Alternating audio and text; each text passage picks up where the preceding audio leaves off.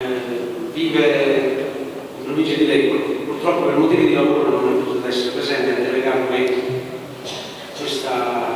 per leggere la scuola e il suo componimento. A mamma mia s'apre una porta e un suono a me s'affaccia. Mi capite tutti gli anni, mi è stanca quella faccia. Dallo braccio tu mi stringi senza affanno e si squaglierà così, i miei, se vanno. Dinta casa si sentiva quello schermo, il profumo della festa di Natale. Tra lo fuoco se la sana scadente, fuggeva un ramo dalla tierra.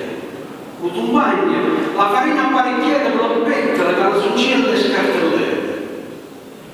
E la sagresa torna a essere una creatura, agli urni che con noi stiamo tutto buono. E come un libro vecchio strapazzetto, quando sta scritta la vita di è passata. Lo cuore mio si fece a mille pezzi, ma manca tu e di te ogni carezza. Oggi, con un sospiro di malinconia, la scrivo a te, poi sta poesia. La rete alla campana del buio, a così tu la puoi sentire ogni mattina.